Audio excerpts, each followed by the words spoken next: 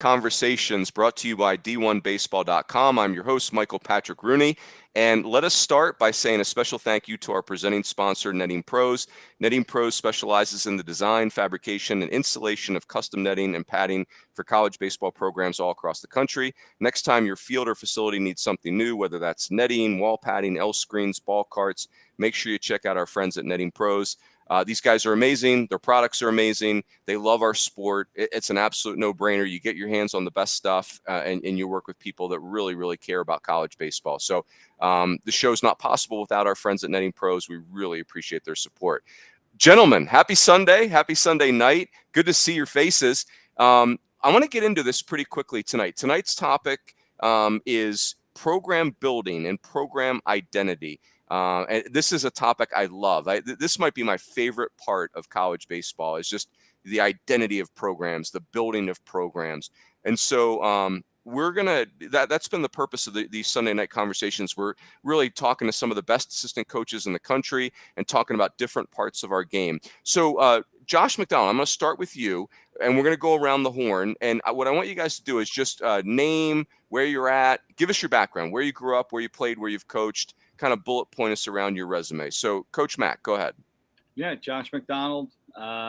This is now my 12th year as the pitching coach at the University of Connecticut. So could be a lucky dozen here. I also played at a really cool school, the University of Connecticut, from 2001 to 2006.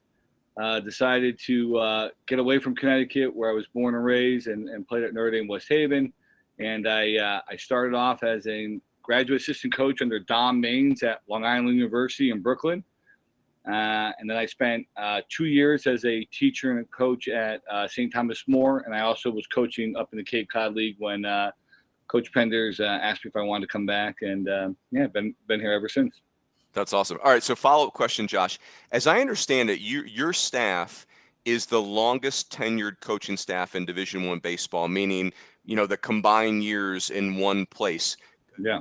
Unpack that for us. So give us your four coaches and who's been there. You don't have to get the years perfect. Yeah. We're in a slump for sure. But Coach Penders took over in 2003. So whenever that was, him and Coach Pedezza was one of the assistants that took over. Myself and Coach Horrigan were on that team when he took over. I think actually we're the first two guys that pitched for him, if I'm not mistaken. I think Coach Horrigan started the game at Arizona State, and I came in relief. I think I got the first win too. So, nice. And then when after their magical run in 2011, Coach Blood got an opportunity to become a head coach at Hartford to coach Malinowski with him. Coach Horrigan and I came on, and we've been together ever since. I don't think any of us thought that we were going to be together this long, but it just so happened that UConn's been great to us, and it's a really cool place to work. Love it. Hey, last final follow-up question in this topic. Your guys' new park. This is year 2 or year 3? You guys will be in it. This will be year 3. So what's it called? Is it Elliott? Is that the? Yeah, Elliott Ballpark. It was named after the Elliott family. Both Dougs played for us. Doug Sr. was the captain of the last team that went to Omaha from UConn. I think that was 1979, I believe. I could be wrong on that one, but I think it was 79. And then Doug Elliott was the catcher and MVP for the 2011 team. So that team that had all those MLB guys on it, he caught every single game that season. Wow. So he was the MVP of that team. So so it's named after that family. What's the best part of the new park?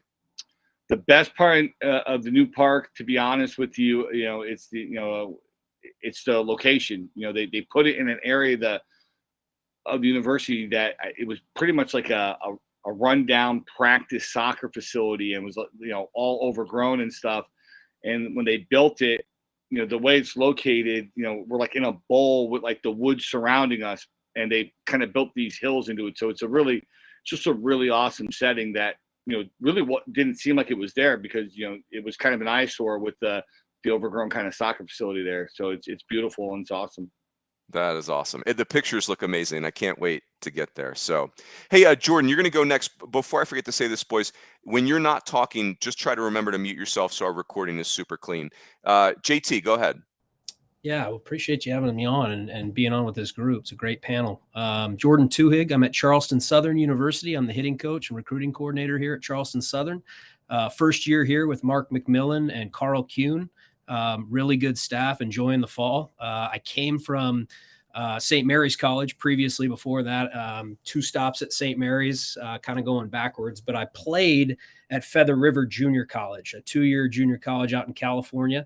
Got a chance to play for Jed Soto out there, who was a very young coach at the time and had come from the Smoke Laval system, which was like the Skip Bertman system, right? So he played for Smoke at Louisiana Monroe. So he brought that back to us on the West Coast, and we were running some kind of form of the system a long, long time ago when I was 18, 19 years old, and I didn't know it. Fast forward, Coach McMillan comes from Coach Bianco at Ole Miss, and we're kind of trying to run a very similar system. So kind of full circle. But Feather River is where I started. I then went on, transferred to York College in Nebraska, small NAIA school. I was watching these a couple weeks ago. Matt Fontino was my outfield coach when he was 20 and I was 19. He was his first year as a coach, so that was really fun. So I was at York, and then I got right into coaching right after. I went back to Feather River. I coached with Reed Peters for a year when he was at Feather River, and then moved on to St. Mary's College. I was a volunteer there for 2.5 seasons. Got a chance to move on to an associate scout job with the Pirates, which was a really cool opportunity. Start to learn how to scout and meet some of those old scouts, learn how to evaluate, that type of thing. And then I had an opportunity, and it's relative to what we're talking about. I got a chance to work with a baseball group called NorCal Baseball. And Runes, that's where we met through Pat Murphy and Rob Bruno and Tony Crivello and those guys. The first time we met, I think 2005 or 2006, something like that. But from there, I got a chance to get on at a junior college called Ohlone Junior College in Northern California. Really good 2-year school. Had the opportunity to take that program and become the head coach there, and very fortunate at a young age to get that opportunity, and had some good players. And after that, got a chance to work with Lindsey Meggs and Dave Nakama and Dave Dangler up in the Northwest at the University of Washington. I was there for 3 years. And then after that, a good friend of mine, Greg Moore, got the Cal State Northridge job. And I went down to Southern California. I was there with Greg for 6 years. And then since we moved up to St. Mary's, and I was there for 3 years with Greg before making this move out to Charleston, out to the East Coast. Man, that's awesome. All right. So JT, 2 follow-up questions. Sure. How old were you when you became the skipper at Ohlone? 28. No, 28. nice. 28. Yeah, puppy. Yeah, That's awesome. Yeah, tell me about Ohlone College, junior college. I know it's in Northern California. Yep. It's a pretty big place. I couldn't tell you anything else about Ohlone. Yeah, what do I need to know? Well, it's just outside of San Jose. It's Okay. Kind of East Bay, South Bay, right there in the foothills. Mission Peak is right there, San Jose. Really, really good recruiting ground. I didn't know it at the time, but that East Bay corridor from Livermore, Pleasanton, Tracy, up through Walnut Creek, and some of those really good spots have some good high schools, some really good high schools. And I was lucky, like I said, to get on with a group like NorCal and some of those groups there, the Danville Hoots and Don Johns and some of the guys on the West Coast that just had really quality players. And I was fortunate to get some of those guys in there and just work. And those kids were awesome. It was a fun experience, but it's a good school. They've since redone it. Mike Kern runs it now. He's done a fantastic job. Just a constant mainstay in Northern California. So good school. Awesome. So your team, you guys won the state, which is, a huge accomplishment. California junior colleges, there's a million of them. Feels like it's always a Southern California school, like a Cypress or Riverside. And if it is a NorCal school winning it, it's like Sac City under Jerry Weinstein. Was there a famous player on your team that won it? Anybody that had or was it a bunch of just It was just, players? There's a lot of really good players. They're all famous to me, right? But there was, we got lucky. When I took the job over, I was really fortunate to, the year before I became the head coach, I was the associate head coach, whatever that means. But I was with Tom Kunis, And Tom was, at Stanford for 5 years before that. They had been to a bunch of World Series, just a really, really polished coach. And I was young, and he kind of took me under his wing and taught me. And so we were able to recruit, a really good group of kids. They were all freshmen. It was a brand new staff, and, junior college, you can really get after it and recruit. So we brought in 25, 27 guys, something like that. And they all stayed. When Tom went on to San Jose State, I was given the job and ran with it with those kids. And they were all freshmen, and we were really good that first year. And we were 2 in barbecue in our own regional. And Mike New, the head coach at Cal, was the head coach at DVC at the time, and came in and they beat us in that regional. And then the next year they were all sophomores. And so, we were able to kind of keep that group together for 2 years and kind of build off of some of that culture stuff and just kept going. And those guys did it. I just, like I said, young coach and trying to not mess them up. So love it. That's really cool. Lou, go ahead. Yeah, how you doing? I'm Lou Proietti. I'm the associate head coach at Stonehill College. Going back to the beginning, I grew up in Hamilton, Ontario, up in Canada. Played since I can remember, since I was about 4 years old. Watched the Blue Jays go back to back when I was about 10, and that kind of solidified that, my love for baseball. And then pursued, playing in the States. And my freshman year, I went to St. Peter's University. Went to a transfer to a junior college, Potomac State Junior College in Kaiser, West Virginia. Played for Coach Doug Little, who's a phenomenal coach. Taught me a ton. We had a great year there. Went to the JUCO World Series in Grand Junction, which is a phenomenal experience. Which really, it's a great take if guys get an opportunity to go out there and check it out. It's an unbelievable atmosphere and some really, really good baseball. So I was very thankful to be able to play in that. From there, I transferred to UMass Amherst and played there for 2 years. Played for Coach Stone, who's since retired. And then I taught for a couple of years coming out of college. I taught high school for 3 years. I went down, taught at Georgetown Preparatory School in North Bethesda, Maryland. Worked with Chris Rodriguez, who's still the dean of students there, who's a great baseball guy. Got to learn from him. And then I moved on to Rider University in the MAC and got to coach with Dr. Barry Davis. Was with him for 3 years. We had 2 of our 3 years were really successful. We broke the school record for wins. He was the MAC Coach of the Year for 2 of the 3 years, and so it was a great experience to see firsthand, a successful program at that level and get to live it, breathe it, and learn from someone like that was really a great opportunity. And then I moved on to Stonehill College initially. This is my second stint at Stonehill, but my first stint was with Coach Bowen. I was there for 4 years. Worked with the hitters, worked with the infielders, base runners. And at the time, it was a Division II school in the NE10. And then after 4 years, I became the head coach at St. Peter's University for 3 years. That I most recently stepped down from that position in July. Had a kid in September, which changed things a little bit for me. And so now I've accepted the position up here in Stonehill. And yeah, same type of thing. Work with the hitters, work with the, all the position players, really, base runners, and head out the recruiting. All right, so Lou, how was your hockey game as a kid? Do we play much hockey, or you were all in on baseball early? So I'm decent at road hockey. Once you put skates on me, it becomes an equalizer, man. I'm not great on skates. So hands are okay. Endurance is decent, but skates was ultimately what led me to baseball. I played a little bit of basketball as well, but I would not call skating a strong suit of mine. And what position were you in your playing career? A shortstop. And did you hit lefty or righty? I hit lefty. So I hit lefty. I threw righty. Yeah. So it. Why is that? Why are all the hockey players? So I think of the Minnesota kids and the Canadian kids. Is there something about hockey that makes people hit left-handed, or I don't get it? It's awesome, by the way. I'm not being critical. I'm not sure, to be honest. I don't know if maybe it's how they pick up a hockey stick, or I'm not exactly sure, to be honest. That's just kind of how I picked up the bat when I was young, and I'm not exactly sure though why. There's definitely something to that though, for sure. Oh my gosh, yeah, Minnesota, it's like they got 26 left-handed hitters. I mean, it's like hitting right-handed, they kick you out of school or something. Hey, what about let me end this follow-up question. Grand Junction's on my bucket list. The problem is it's right in the middle of our season. What like you kind of described the crowds, but give me a memory from Grand Junction. Like I've got something pictured, but I'm curious what it was like from a playing standpoint. Oof, it was great. I mean, there were 10 to 12,000 fans a game, and Wow. obviously, playing a JUCO season, we might not have had 10,000 fans combined the entire season. So going from playing maybe in front of 100, 200 people to 10 to 12,000, it was a great environment. And then once you're at that level, you're getting the best of the best in terms of competition. But just little things, kids asking for autographs and asking for foul balls. It's a different type of atmosphere that at the JUCO level you don't necessarily get to experience until you maybe make it to Grand Junction.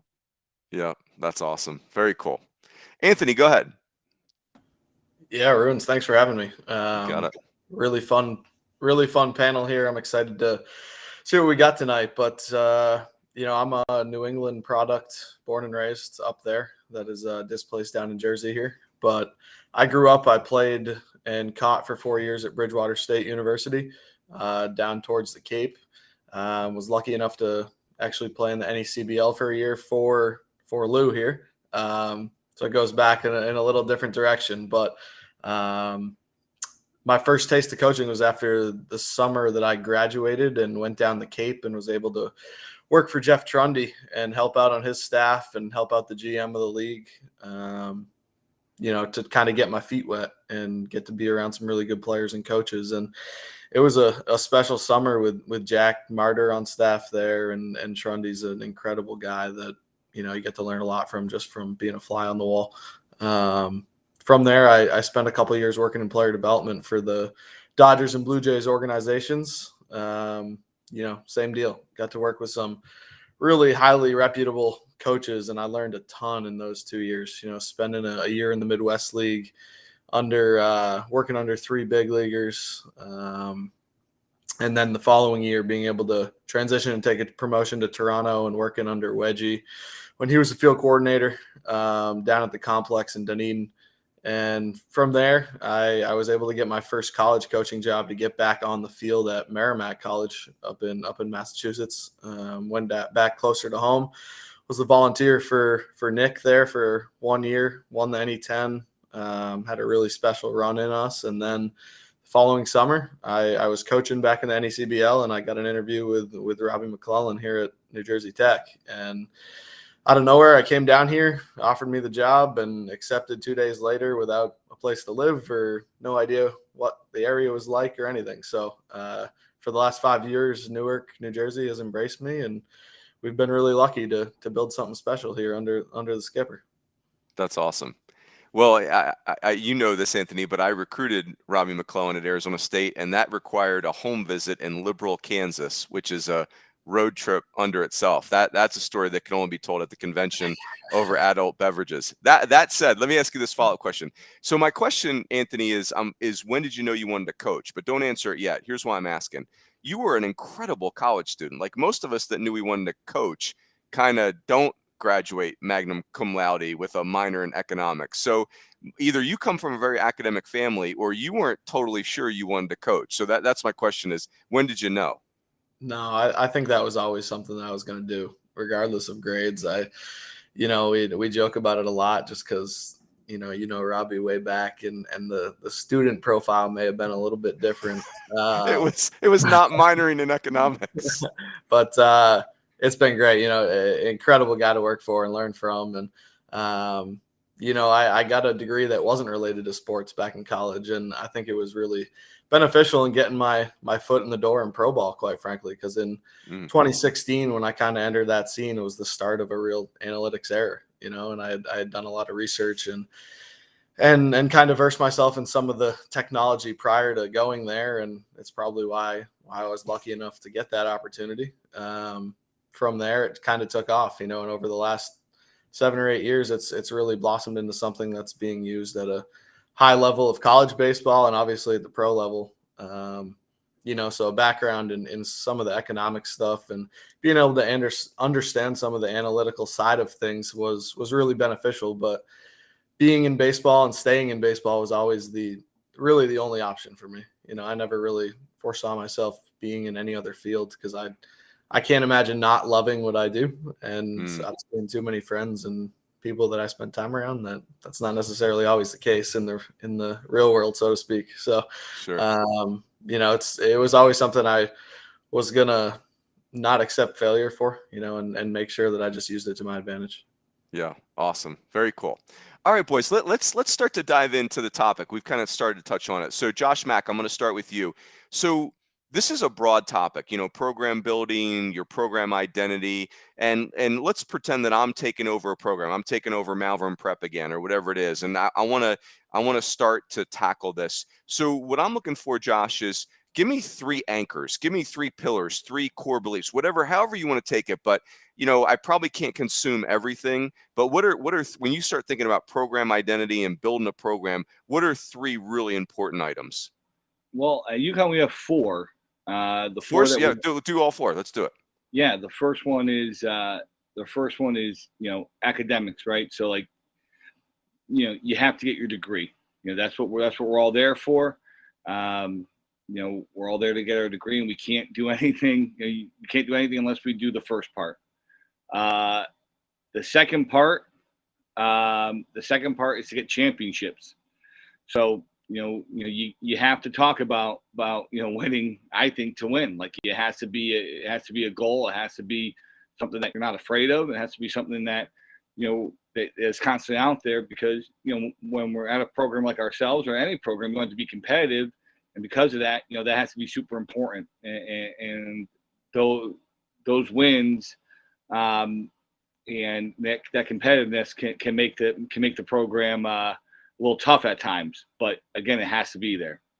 The third one is to make a better leader, and that's a hard one. Coach always says that's a really hard one to judge, right? But the way that we can judge that is if you give back when your time is done with us. So giving back is the fourth one. So those are the 4 ones: academics, championships, making better leaders, and whether or not you give back. So giving back could be money. You could donate back to our program. It could be, sitting down with an accounting major and helping them maybe get the next job. It could be, hey, talking to, coming back and talking to our guys. A lot of our pro guys like to come back and help out. There's a million different ways to give back to our program. Coach talks about getting the wedding invitations and the baby cards and the Christmas cards. Those are all ways to give back, but those are the 4 that our stand on. So I would assume if you were taking over Malvern Prep and I was with you, those would be 4 that I would probably hone in on. Yeah, I love it. What about on the leadership side? Do you guys try to put the kids in positions where they're going to lead? Do you like them to kind of assert themselves more naturally, or what? Like, because you're right, leadership's a tricky one. Like, everyone's kind of at a different point in their confidence levels, but Yeah. man, like just being in those situations, like that's the stuff you take with for the rest of your life. So how do you what are some actionable things you guys do in the leadership area? I think we probably let them become leaders a little bit more naturally. I think each guy will tend to, lead in their own way. I mean, we'll have captains and stuff, but as we've said before, like we name our captains. We'll be naming them in a couple of weeks. We've had the fall, the guy's been around and things like that. And then when the season gets on, we've had times where it's, well, there's one of our real captains. You know what I mean? Like, when the situations get, murky, who are your real captains, and those show up. But one of the things that we do and it's something that I don't love when we do it. I know Coach and I we kind of will bang heads on it, because I wish that we could do it at the end of the season, like I said, when all the chips are on the line, when all the guys are together at its most. But we do it in the fall again, probably just because of timing purposes. But we do what we call ACE rankings: attitude, concentration, effort, the 3 things that we feel like we can control on an everyday basis. And we have the guys rank each other. And then we'll even say, okay, like who's the best leader in the freshman class, in the sophomore class, in the junior class. And then we don't post, obviously, their votes, but we'll post their tallies. And, we'll be able to bring guys in who we expect more and say, hey, listen, your teammates, you should be a leader of the sophomore class. You only got 2 votes from your teammates. So, what we see may be like, hey, when Johnny's at practice, he's all in. But when Johnny's away from practice, he may not be carrying those values away from the field. So it's a way to kind of indicate, not only, if our beliefs are getting through, but what their teammates feel as well. Oh man, that's awesome. So attitude, concentration, effort. Yep, the three things we can control every day. I love, concentration probably doesn't get talked about enough, but that's a really, really good one. It's funny too, because the guys that will struggle at concentration, you'll know, like, yeah, that's right. Yeah. You didn't get many votes. Yeah, that sounds about right. Oh, that is so good. Very good. All right, I got some more follow-up questions coming, but let's keep. I got this when we come back to recruiting, Josh. I really want to pick your brain on that. Go ahead, JT, Jordan. Go ahead.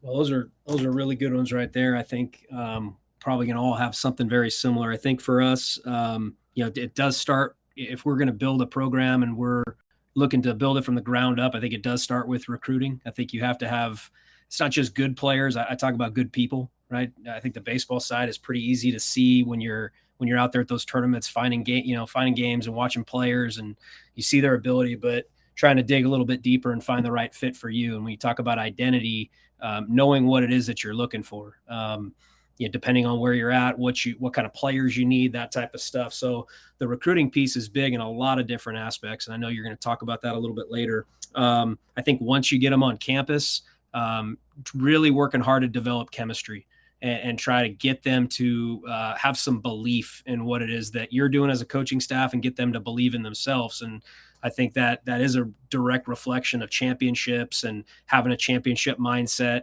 But I think belief's a huge part of it. We talk a lot about being uncommon, and we talk to our players about, hey, you guys are uncommon just by being on a campus and being student athletes. The fact that you're doing two jobs in one, and you're pulling your time in different directions with study table and baseball practice and weights and all the things that you have to do in the classroom. So being uncommon is something we talk about a lot.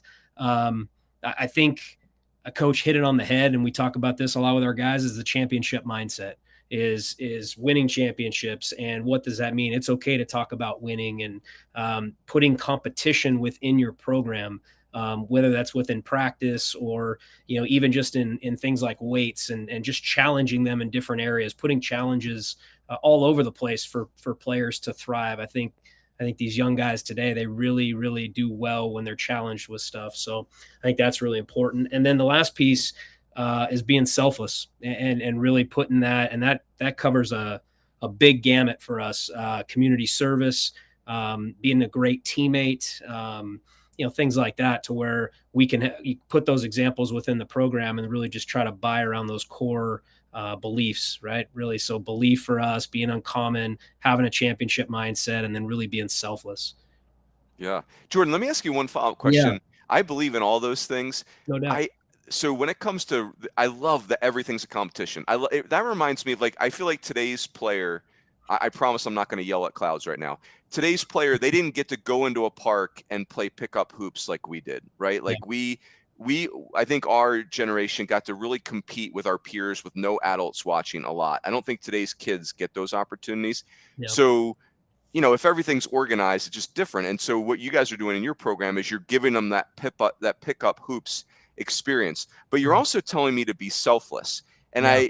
that message I feel like those wires can get crossed sometimes. Yeah. So how do you you're getting me, juiced up to compete, but then you're also telling me I got to put myself aside at times. Like, how do you help me not?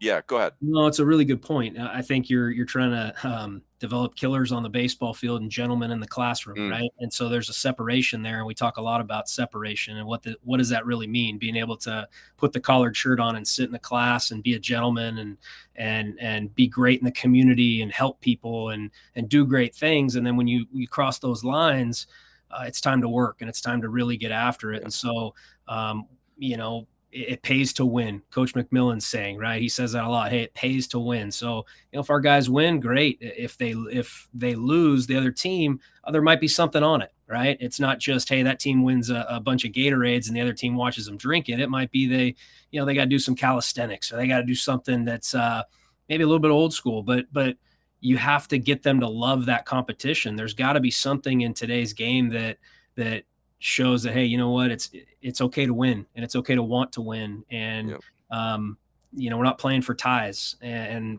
things like that. So that's, there's ways to go about that, and probably things that you don't say on podcasts, but there's also it's just motivation. You're trying to motivate these guys to want to compete, and you're bringing in really good players, and you're telling the people when you bring them in, hey, we're going to bring other really good players in as well.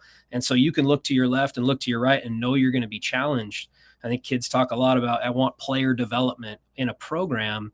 And I think that's a choice, right? You've got good coaches everywhere. All these coaches on this panel, everybody's working to develop players, but you have to have players that want to compete. And so you have to foster an environment that's, I think, going to bring the best out of them in that way. Yeah, I love it. By the way, I heard Greg Sankey on a podcast recently, and if I understood him correctly, on the back door of the SEC office, he has two signs.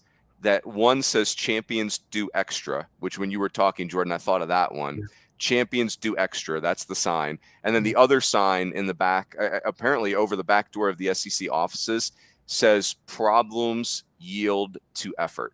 Yeah, so problems yield to effort. It's like, oh God, yeah. So I love all of those things. Lou, go ahead.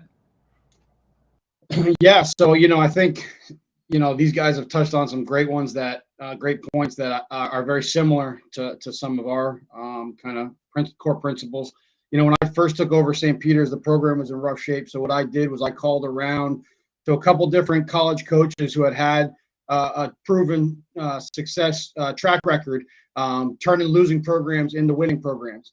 And, the three things that kept popping up when I talked to these coaches was attitude, competitiveness, and relationships. Obviously, we got to recruit and bring in the right guys. So turning the roster over was kind of the fourth one. But I told the guys, the first 2 weeks, the only thing we're evaluating is attitude and effort, and if attitude and effort are in line with what we're asking, typically the other boxes tend to check themselves, whether it's development, all the other kind of stuff that we're asking them to do. So I'm really putting a focal point on that and letting them know that it's being evaluated every day.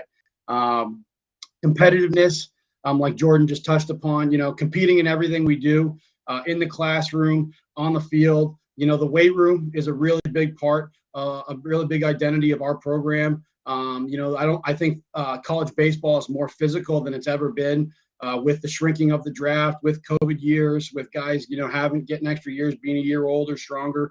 It's never been this physical, and when we watch games in June in Omaha, they look a lot more like men than boys when they're on TV, and I think the weight room can definitely be a factor. And I think the weight room can create confidence as well. I think psychologically, there's something to be said when you put your uniform on and you feel as though you fill it out. And, when you put it on, you look good, feel good type of thing. I think it can give you that extra confidence, that built-in confidence that you put the work in to have that extra edge, walking from whether it's the bullpen to the mound, the on deck circle to the box. Any extra confidence that we can get our guys, man, we're trying to get for them, because obviously we know it's a real competitive, every day is a competitive environment. So any little extra ounce of confidence we can give our guys, we're trying to do it. And I think the weight room is a really important part of the culture of our program. And then I think relationships, Coach Bowen at Stonehill, I think this is his 28th year. He's taught me so much about relationships, whether it's coaches and players, and even just on campus, with coworkers, with students on, other student athletes on other teams.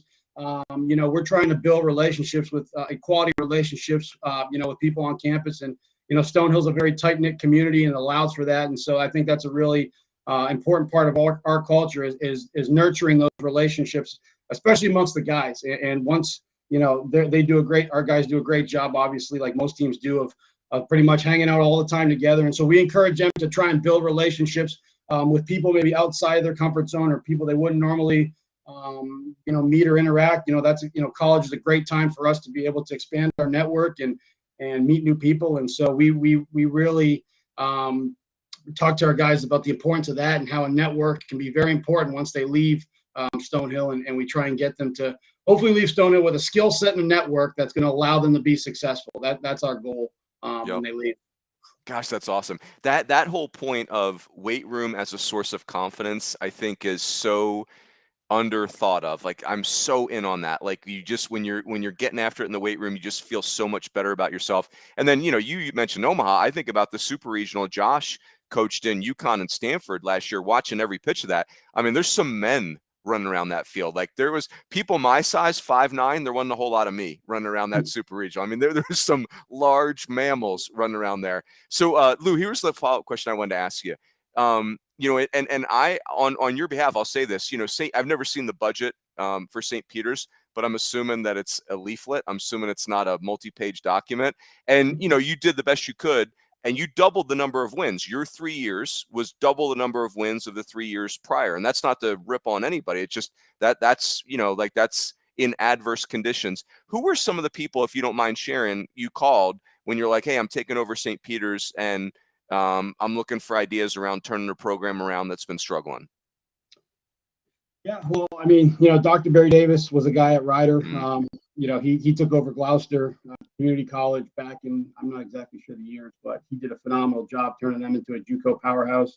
Went down to Georgia, for a couple of years, and then at Ryder, he's done a great job there. So he was one of the guys.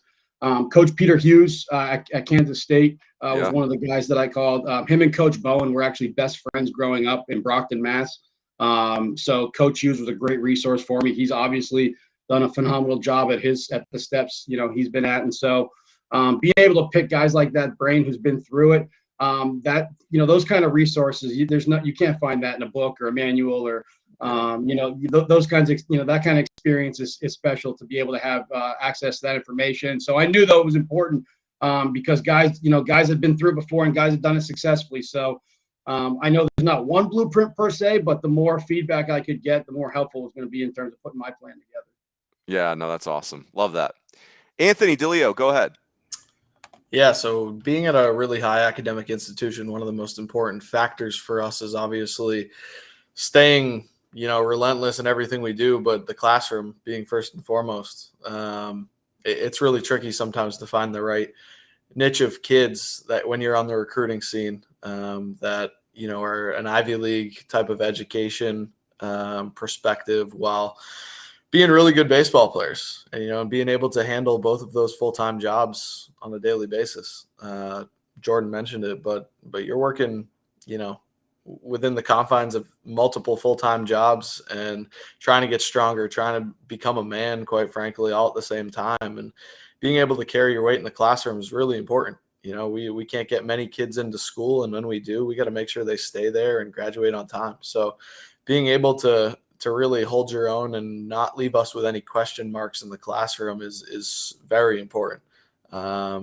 It's kind of monotonous at this point, but I think the competition factor is huge. We try to compete in everything that we do, from bullpens to the weight room to simple tasks of being in the same class and making sure we're on time and doing those little things right are huge points of emphasis for us. That just being in control of what you can control, and making sure that anything outside of your hands is not something that we necessarily need to worry about or invest too much undue attention to. If you can control your controllables and be really steady in the classroom and be consistent in practice and in game action for us, that those things speak wonders. And a lot of the times they're correlated. We find that the kids that are more on top of their academics are generally more consistent in the weight room and give us the ability to see consistency when it comes to the field.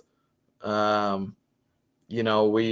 talk about coachability, and that's something that's, I think, harder and harder to come by sometimes because a different generation of kids is being brought up in cages and doing lessons and having a different upbringing where it might not necessarily be go out and play or figure it out on a practice field from the time they're 8 or 9 years old in some cases. So coachability is a really important thing, but that doesn't necessarily mean, to me at least, that you're a yes man.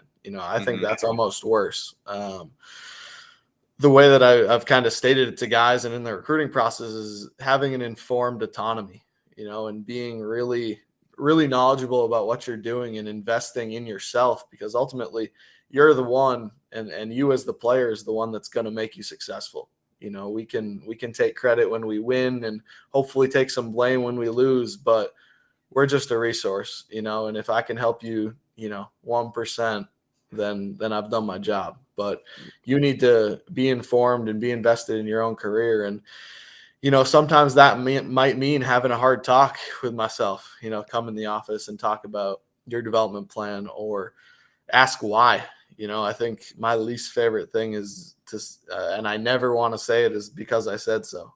I think it's the worst thing that I can do to a player, and just to put those restraints on them. So being informed and understanding the info that we're giving you. Sometimes that might mean certain guys thinking at a higher analytical level, or, us pitching it in a different way.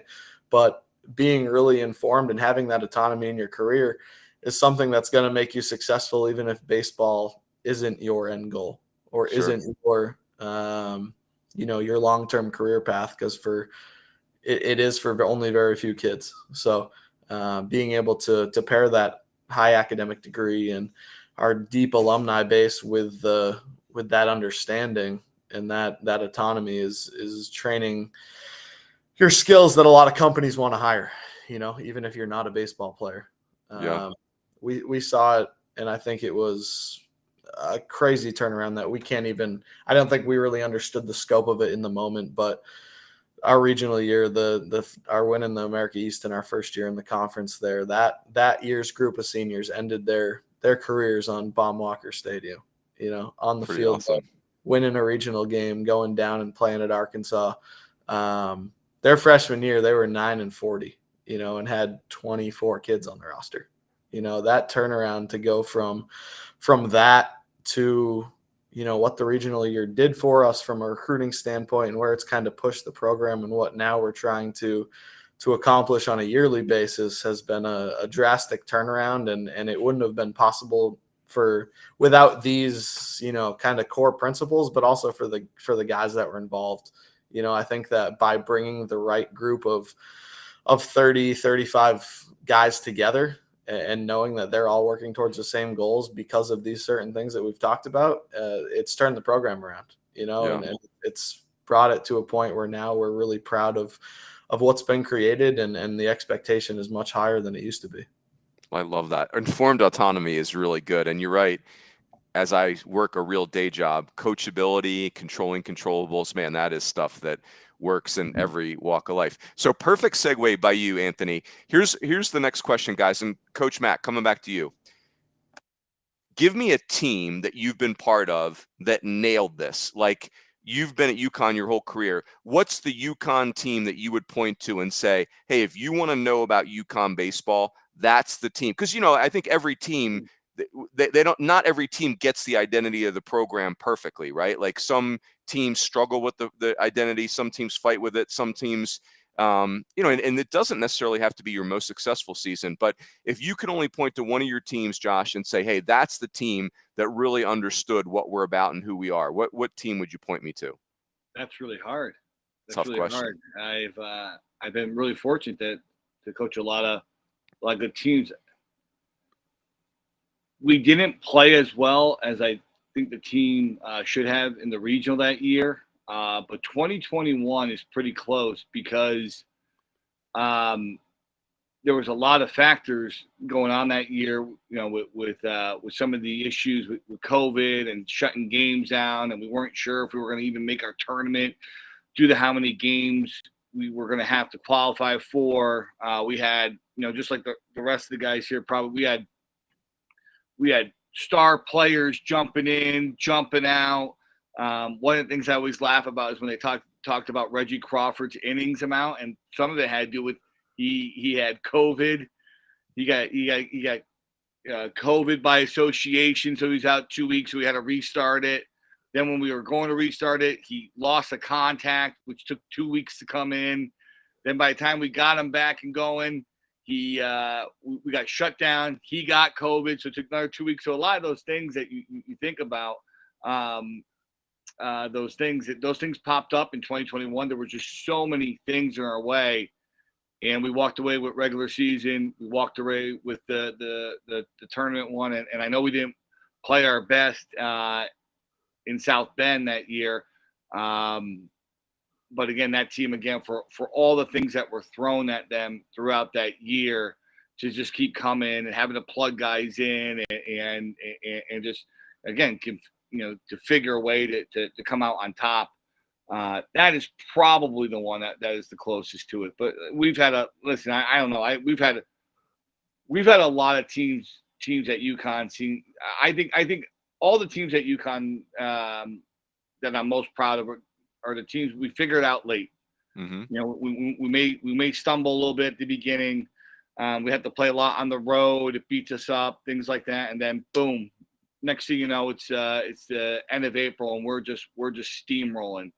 And there's been a lot of teams like that since I've been here. There's been a lot of really good, tough players. So I don't want any of those other guys listening right now getting pissed off. So yeah, and it's tough for you guys, Josh, because I think if there's one compliment I hear about your program, UConn's program, over and over again, is, it is that word identity. It's like, people talk about, hey, UConn knows who they are. They're super consistent. It's so that, basically Coach Pender's whole tenure, you could say, hey, this is a program that's really dialed in. I think other programs that maybe feel a little bit lost at sea could look at your guys' program and say, hey, there's a group that really knows who they are and they don't deviate. And that's why the success has been so sustained. So, yeah, I was definitely putting you on the spot there. Yeah, we may be stubborn too. I mean, that could be part of it, but I think a lot of that's right. I think a lot of it has to do with, again, I mean, and this is not a knock on anybody else here, but we've been together for 12 years. I played for the guy. Jeff played for the guy. So we know exactly what is expected of us. We know what's going to be done with the rest of our staff. We're able to, I'm in charge of the pitchers. Obviously, Coach oversees it, but it's my voice. Jeff is in charge of the hitters. Coach oversees it, but it's his voice. Desi is in charge of the defense. Obviously, Coach oversees it, but it's his, so there's not convoluted messages here either. It's like, this is what we do. This is what we're about. If you can't do this, that's fine. Then you can't play here. But if you can do this and you understand what we're trying to do, and you can come and you can pound the grindstone every single day here, then odds are good things are probably going to turn out our way. So again, I think a lot of it just has to do with, we've been together for so long. We trust each other. We trust each other in the game. We trust them in big games. That's something that's been really cool to see. Somebody asked, how do we get a little bit further every year? So you got to keep playing those games. The more you play in those games, the more not only do you trust them, you trust yourself. You trust yourself on the coaching decisions.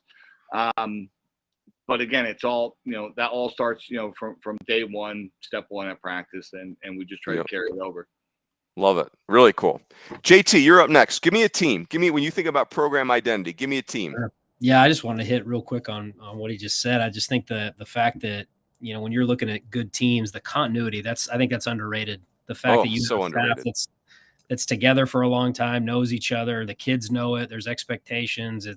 That is, and you don't always get that, right? I feel like I'm a mutt. I've been everywhere. I've been short stops, long stops. But one of the teams that I think of, and wasn't, the championship team in 2010 was pretty amazing. And that just to be a part of that and experience that type of winning at a level that, as a junior college player, you always dream about going, and then to get there as a coach and watch these kids experience it, and all the coaches here, being a part of a dog pile, I wasn't in it, but they were in it, and just watching that stuff, that's really fun. But it's the team before that. It was the 2009 team, my very first year as a head coach, because those guys bought in so fast. And what I talked about before, like the belief and being uncommon and buying into, I was really hard on them with academics. I tried to run it like all the D1 coaches that I knew at the time. So I'm modeling after everybody. I'm opening up Skip Bertman's book, and I'm using motivational quotes, and I'm trying to find stuff from all over the place to keep these guys, but at the same time, keeping it really professional. Like, man, I got this thing figured out, but they didn't know that. I'm trying to pull from all aspects to get these guys the most experience possible for a first year head coach. And so the fact that they bought in so fast, the fact that they I mean, I was hard on them in practice. No detail was too small. They knew that. It was like you hear about, hey, we're going to stay out here longer and we're going to get this thing right. The beauties of junior college back then, when you can actually do those things, right? It's even now you can't do that. There's too many rules. There's too much time that they take away from you. But to be able to take kids at that level of play who were probably not recruited really high, they were passed over, and just marginal players, good players, but marginal players that got an opportunity over a course of time to get really, really good. And so I think about that team, and I think about the fact that, I mean, they went from the year before, I think we won 18 games. And then that next year we won 33. And at some point we're ranked number 1 in Northern California. And kind of a turning point was we matched up. It was Andy McKay's last year at Sac City College. And they came into us and we were able to pull out some crazy win on a really wet field. And I think we beat them 2-1. And I used that, man. I used that motivation. I said, hey, listen, that is one of the best junior college programs in the state. It's one of the best programs in the country. And you guys can do this. And it was kind of that turning point to take those guys and get them to believe, hey, you can do anything you want to do. It doesn't matter what the name across the chest says. If you believe that you can compete against the game of baseball, then let's do this. And to see those young guys at 18 go, yeah, coach, we believe you. Let's do it.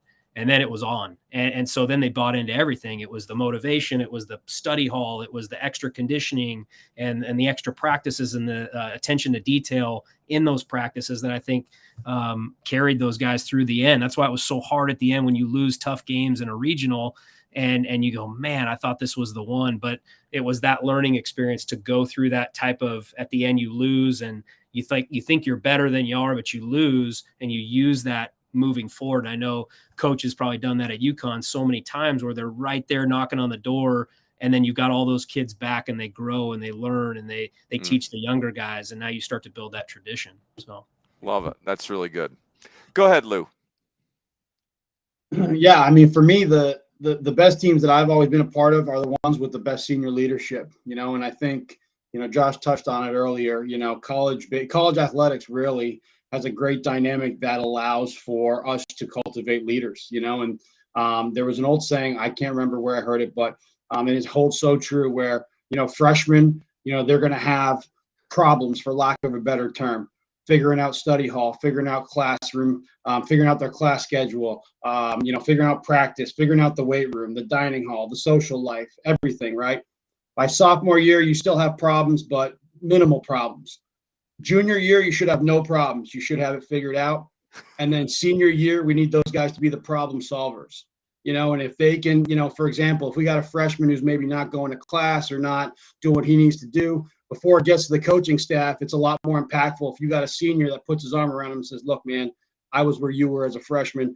I missed my first 3 classes or whatever it is. It's really important that you get to class. When that message comes from our upperclassmen, our seniors, it's so much more impactful. And so for me, all the teams that have had that great senior leadership, really, those have been the best experiences. You tend to have great relationships with the guys who are the leaders on the team. And like I said, in terms of the culture for the entire program, it goes such a long way when you got guys that have bought in and they're trying to teach the younger guys through their mistakes. And if we're able to do that, you're able to improve as a program pretty quickly.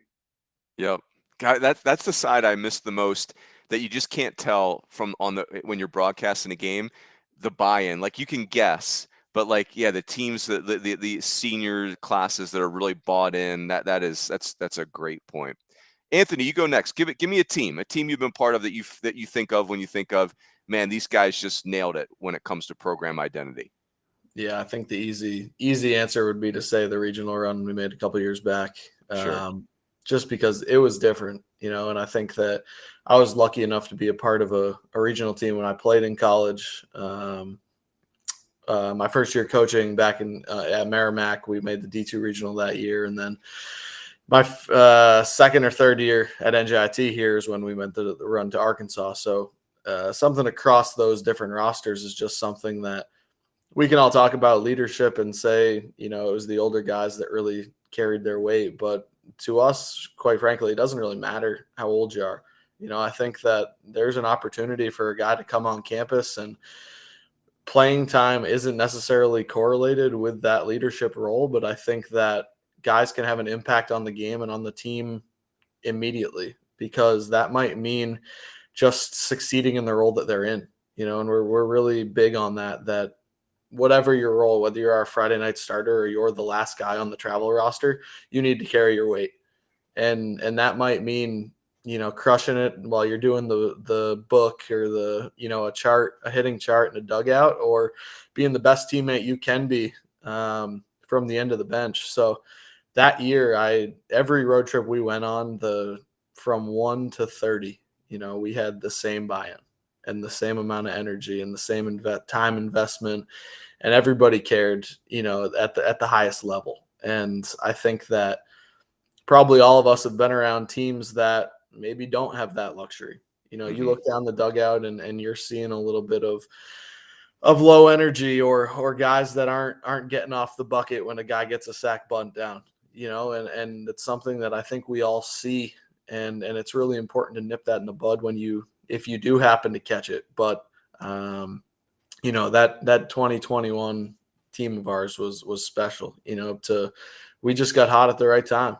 And that's the thing. We didn't start hot. We were below 500 for a good stretch of time. And we got it pushed in a little bit one weekend. I won't forget that. We were up at Binghamton, and it was a tough one. Like, we hit them through 8 2/3 on Friday night and lost, and lose 3 or 4 that weekend. And Robbie pretty much gave him the ultimatum, like, you got to win 16 of 22 in the home stretch here to even have a shot to make the conference tournament. And don't you know, that senior leadership, they pulled out 18. They won 18 of 22, and that group of leaders was incredible, and they were the part of that, and they were the class that was, from 9 and 40 to Arkansas. And that kind of transition was unheard of, but it's all because of them. We assist in it and do what we can, but their desire to get better and to make everybody around them better was what really led to that success. And we're really lucky right now that our 5-year catcher and 4-year captain is now joined our staff as our volunteer this year. So that's cool. Some of that same energy and leadership has been carried over into the staff, and we're really lucky to have been around that group. Yeah, that's awesome. And then next thing you know, Kevin Kopps is having to throw in the 4th inning of the 1-4 game. That was incredible regional. So, boys, let's do this. Rapid fire final question, because I want to try and keep this to an hour. Gosh, so many. This happens every week. I have all these great questions I want to ask you guys, but I'll have leftover questions for Nashville, for the convention. I'm gonna hold off on my recruiting question. What I'm looking for, boys, is a symbol. I'll give you an example. When I'm the high school coach at Malvern Prep, I wanted baseball to be a bigger deal. It was a football school. So we made these Malvern baseball T-shirts that you could only get if you made the varsity. You couldn't buy them. Your parents couldn't buy them. Your girlfriend couldn't buy them. You could only have that T-shirt if you made the varsity. And it was a simple thing, but over the course of time, it became a big deal. I think about when we were at Arizona State, Murph came up with this thing called the 200 Club. That was the symbol of, we wanted our program to be relentless. And so the 200 Club was that deal. I think about Arizona in Omaha a couple years ago. They all had T-shirts that said, it's a ball or it's a line drive. That really kind of encapsulated their offensive philosophy. So Josh, Mack, I'm starting with you. This doesn't have to be a T-shirt. It could be anything that you guys do, but I'm looking for one symbol that you guys use in your program that kind of speaks to what you guys are all about. I actually think this might be the easiest question of the night for us. All right. So we have a thing called the hook C. It's yes. It's obviously the C on our hat is a hook C, and it symbolizes pretty much our program. It's the same logo since 1950. I'm pretty sure it was 1950 straight through. We've always had a hook C. We've gone through a bunch of changes. We've gone through a bunch of different fonts and logos and all that stuff, but the hook C has remained. And I think it means a lot more to our program because we don't have a lot of change at UConn. We've only had, I think, 4 head coaches in that time. So, if you look at that span there, we know who our alumni are. Our alumni are around. Our alumni are involved, and there is something special about putting the hook C on. So, for us again, I think it's I don't want to say the word fraternity with it, but there's definitely a tradition there. There's a lot of pride in our program, and there's a lot of support from people that played, obviously, before us and for fans that have been around for a long time. So, yeah, I would say the 𝙋𝙧𝙤𝙬 for sure. Oh, that's awesome. Very cool. That's a good answer. Jordan, now you can be any team, you've been to a bunch of different stops, so you feel free to go carte blanche here, but yeah, looking for a symbol. Go ahead. Yeah, well, I'll talk about this group because I think it's unique. When we first came in, probably, I know Vanderbilt does this, some other schools do this, but we gave them shirts that were blank. And we did it on purpose so that they had to earn their logo. They had to earn, and for us, it's bucks, right? It's what I talked about: belief, uncommon, championship mindset, selfless. And so they had to earn that. They had to earn that through repetition, through time, through competition. And so on one side you have bucks, which is our core beliefs, and the hashtag, right? Hashtag bucks. We use it everywhere. But then on the back, it was TEAM. Together, everybody accomplishes more. And so kind of something that we use on the back, right? Team and then bucks. So that's what I think of. Yeah, really cool. Yeah. Go ahead, Lou. Yeah, for us, we got a slogan, winners wanted, and we'll put that on a t-shirt. And, we talk about winning being a process and just trying to win at everything we do. And so, we put that on a t-shirt, and the guys like it, they buy into it, and we refer back to it frequently. Yeah, that's good. Go ahead, Anthony. Yeah, it's an easy one for us too. I think for 3 years now, it's something that's taken over. It's on the wall in our locker room in as big a font as our logo, and it's on our t-shirts all the time. And it's just grip ball. Like, it's something that's taken over. And we went down to the regional wearing grip ball university shirts for BP against Arkansas. Awesome. And it's something that it's bigger than what any guy that's a part of it, it's something that we recruit towards, we play towards, we train towards, and you've got to be the toughest, grittiest dude there. And, not afraid to do anything that it's going to take. And, that it's pretty easy because that was created by, Paul Franzoni, who's now our volunteer, and he was that ultimate leader that you wish for. And he is the epitome of that. And everybody that we're recruiting now has to buy into that, because with Robbie, it's, if you don't buy in, like, you're not going to play. So it's something that, and quite frankly, you're probably not going to travel, and you're probably not going to be part of the program in future years. So it's something that we really live by and love. Yep, that's awesome. Gosh, I love slogans too. Like when you guys were talking, the phrase that I was thinking of is how you do anything is how you do everything. Like that's one that really jumps out. I remember when we were playing against University of Washington, Ken Knutson was the old head coach at UW. Great guy, works in pro ball now. Just one of the funnest, coolest people you'll meet in baseball. But UW had an expression, they just say, win the pitch. And the theme was, regardless of what's happening around you, if just win this pitch, it's all good, right? Umpire stinks, win the pitch. You don't feel good, win the pitch. Your girlfriend broke up with you, win the pitch. If you win this pitch, it's all good in the hood. So anyway, I love all this stuff. So gentlemen, this was great. I really appreciate it. Like I said, so many questions I didn't get to, but I knew that would happen. So you guys were phenomenal. This was really, really fun. This is one of my favorite topics. I knew this would be a blast, and it was, and the time just absolutely buzzed by. Want to say thanks again to our friends at Netting Pros. This is not possible without their support, and these guys are amazing, incredible people, incredible products and services. They love college baseball, so we're grateful for their support. And that's it for tonight. We'll see everyone next Sunday. We're going to keep this going throughout the fall. And again, we appreciate the listeners. Everyone have a great week, and we will catch you next time.